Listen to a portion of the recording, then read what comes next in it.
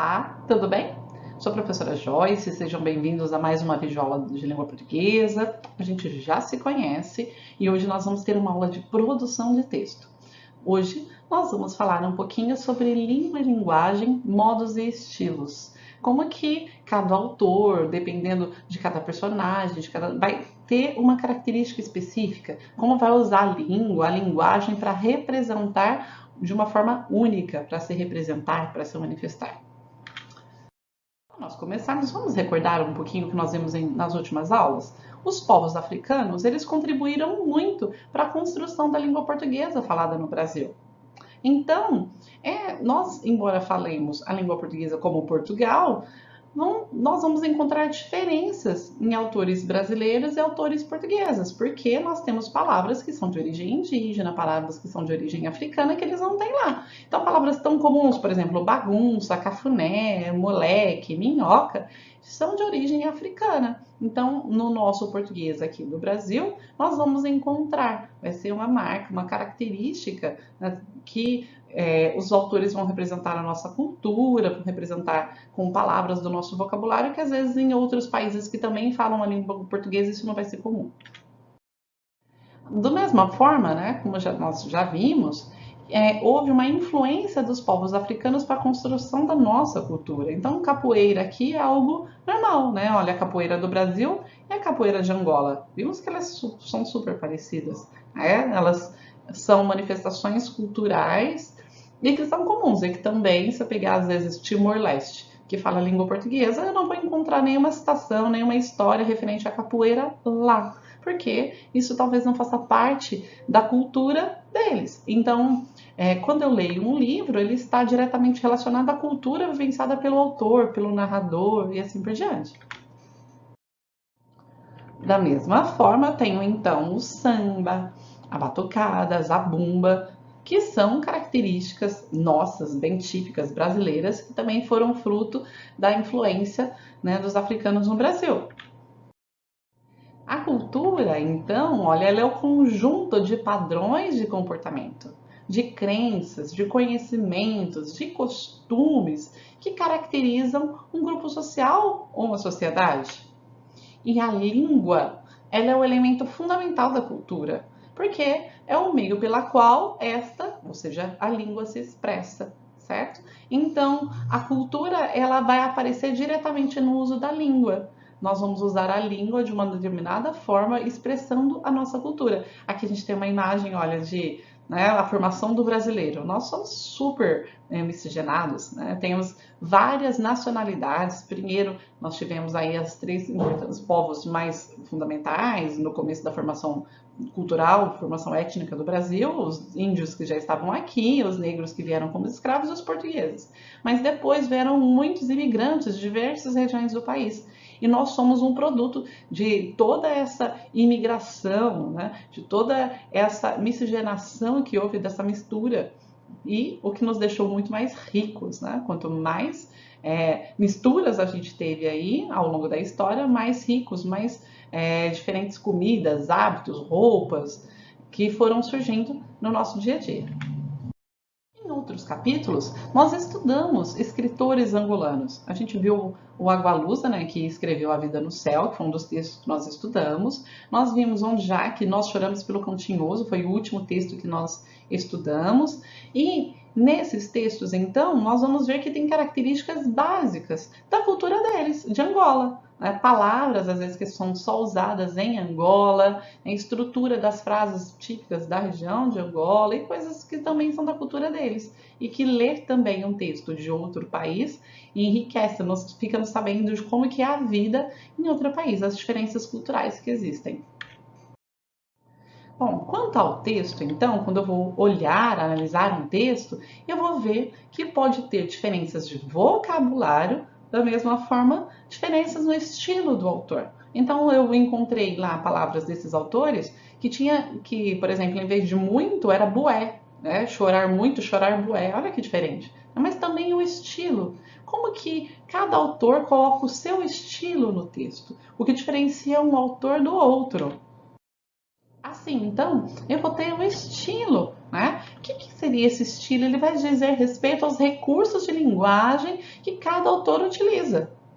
Cada autor, ele tem uma forma de se expressar. Ele gosta de escrever de uma determinada maneira, ele usa determinadas palavras e não usa outras, ele faz frases mais longas, mais curtas, ele coloca determinados sentimentos, ele tem uma leitura mais rápida, né, ou uma leitura mais detalhada. Então, todo o texto revela o estilo, as marcas de linguagem próprias do autor. Mesmo que esse autor não perceba. Às vezes, se você for comparar suas redações, você vai notar que você tem um estilo de escrever que é seu. Às vezes, o professor vai ler a sua redação, mesmo que ele não olhe o nome, ele vai falar, isso aqui, esse texto aqui me lembra fulano, me lembra ciclano, é de tal aluno, pelo estilo que você escreve. E atenção, então, ao escrever, ficamos mais atentos à linguagem que utilizamos, né, e aos recursos que a língua oferece para expressarmos o que queremos. Então, nós devemos prestar bastante atenção nisso, certo? Porque eu tenho que ir lá que considerar as características e as finalidades daquele gênero textual. Eu estou escrevendo uma crônica, eu estou escrevendo um conto, eu estou escrevendo um artigo científico, eu estou escrevendo uma resenha, eu estou escrevendo um resumo. Então, cada gênero textual vai pedir que eu tenha um tipo de linguagem, certo? Uma forma de se expressar. Mas eu também tenho a minha intenção, né? Qual intenção que eu desejo dar? Qual marca pessoal que eu procuro dar nesse texto? Eu quero dar um tom mais afetivo, assim, mais ou frio, ou mais bem-humorado, se é um texto engraçado, eu vou adequar a linguagem a um determinado personagem. Se vai ser uma narração em primeira pessoa. Se é uma criança, ela vai ter uma linguagem mais simples, mais informal. Se é um adulto, se tem uma escolaridade maior ou menor, depende da região em que vive. Então, quando eu escolho o meu narrador, eu vou escolher aí, se é um narrador principalmente de primeira pessoa, tem que adaptar a linguagem que ele usaria. Certo? E também comunicar ideias ou emoções de uma forma original. Eu tenho que ter as minhas marcas, as minhas, colocar essas emoções de uma forma que seja minha, que seja única. Então, criar algo que seja seu, um produto da sua imaginação, da sua criatividade. Olha aqui, a gente tem um quadro, né, uma pintura, que é a Marquesa de Santos, retratada por Francisco Pedro do Amaral. Então, é uma pintura já mais antiga, é uma da época que nós tínhamos os reis, imperadores, marqueses, né, que a nobreza tinha uma influência muito grande no Brasil ainda. E nós vamos ver um texto que vai falar justamente dessa frase, a Marquesa saiu às 5 horas, do autor Paulo Mendes. O objetivo, então, desse texto que nós vamos ler agora é usar vários estilos para representar um fato simples. Então, vocês vão ver que ela tem uma sátira e uma brincadeira com essa frase, né? Por quê? Porque um autor francês chamado Paul Valéry, ele dizia que não tinha coragem para escrever uma frase como esta. A Marquesa saiu às 5 horas. Uma coisa comum, boba, banal no dia a dia. Então, ele não queria escrever nada que fosse banal, comum, né? E foi-se dar que, neste momento, eu fico pensando nas inúmeras maneiras de escrever um episódio tão banal. Então, o autor aqui diz, certo? Tais como, olha, a Marquesa saiu às 5 horas, né? Manchete de vespertina. Então, aqui uma manchete de um jornal à tarde, vespertina, que seria no período da tarde, aí colocaria isso como um título, uma manchete de jornal, né? Para chamar a atenção, olha, tá tudo em maiúsculo. A Marquesa saiu sem a mudança às 5 horas. Então, se fosse, por exemplo, um texto, dar essa notícia, um dono de transportes de imóveis, puxa, ela saiu sem a mudança às 5 horas, o que aconteceu? Chamaria atenção, né? Marquesa saiu às 5. Né? Então, Marquesa aqui de uma forma abreviada, 5 horas, de uma forma bem sintética. Eu posso dizer isso escrevendo o menos possível. A Marquesa saiu às 5 horas uma ova, né? Uma linguagem mais vulgar. A Marquesa saiu às 5 horas e nunca mais voltou. Uma linguagem mais, né, uma ideia mais fatalista, né? Houve uma fatalidade, né? Alguma coisa aconteceu com ela, sumiu, foi sequestrada, morreu, qualquer coisa assim. Salve a Marquesa, real turquesa do céu anil, que saiu às 5 horas de reco tamborim, ai de mim. Né? Já é uma linguagem que teria aí como um enredo numa escola de samba, com rimas, com reco tamborim, colocando aí uma valorização do Brasil. Então, nota, de acordo com os objetivos, eu posso falar a mesma coisa, certo? Então, de acordo com o meu objetivo, com o meu gênero textual, que tom que eu quero dar para esse texto. Ele conseguiu dar diferentes tons, né, de expressar diferentes emoções, sentidos para contextos diferentes. Nós vamos estudar um pouquinho sobre um texto do Livro das Encrencas. Vocês já conhecem um outro texto, nós usamos para fazer uma produção de texto. Você recordam de uma garota, ela estava na segunda série, e aí ela estava indo para a escola, ela lembra que ela não fez tarefa. Ela volta para casa correndo, e aí, a hora que ela pega o material e vai, a bolsa estava aberta, ela foi perdendo o material no meio do caminho, vocês tinham que terminar a história? Pois é, hoje nós vamos ver então um outro texto dela, que é justamente quando ela acha uma caneta azul e ela vai levar essa caneta azul que ela precisava para a prova. Tá? Então, esse livro das encrencas, o que fazer em situações atrapalhadas da vida. Uma série de dicas da maior encrencóloga de todos os tempos, a professora Atrapalhada. Olha a brincadeira, né? Atrapalhada, Atrapalhada, certo? Com a transcrição e adaptação de Rosana Rios. Então, a Rosana Rios que fez essa adaptação. Olhem só, aconteceu quando eu cursava a sétima série. Um dia, com pressa porque teria prova na primeira aula, vi que estava sem caneta. Resolvi pegar emprestada uma bela caneta esferográfica que encontrei na mesa da sala. Fui à escola, fiz a prova e, no intervalo, soube que uma amiga de outra sala precisava de uma caneta, também porque faria a prova na próxima aula. Então, ela estava na sétima série, uma adolescente. Lembrei uma professora que está narrando a história, em primeira pessoa essa história. Ela precisava fazer uma prova na primeira aula, ela estava sem caneta azul, achou uma caneta na mesa da sala, pegou a caneta, e era uma caneta muito bonita, falou, uau, né? Já foi fazer a prova. Só que ela fez a prova e na hora do intervalo a amiga falou, nossa, eu tô sem caneta também. Ela emprestou a caneta para uma amiga dela, que era de outra sala, que faria essa prova também. Emprestei a que trouxera para ela. E claro, no final da última aula, ela esqueceu de me devolver. Foram embora e ela levou a caneta. Quando voltei para casa, meu pai estava alucinado à procura daquela esferográfica.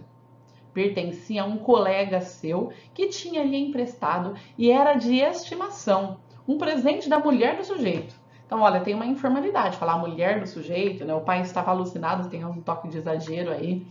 E aí, já que é um texto de humor. Então, o que aconteceu? Ele chegou em casa, ela chegou e viu que o pai estava procurando desesperadamente a caneta, que era de um amigo, era uma caneta de estimação, e ele tinha colocado, né, trazido para casa sem querer e tinha esquecido de devolver. Ela ficou desesperada. Corri até a casa da minha amiga, que havia emprestado a caneta para o irmão levar a aula de inglês. Lá fui eu, atrás do garoto na escola de idiomas. Então ela foi lá na escola de inglês do irmão da menina que ela emprestou a caneta.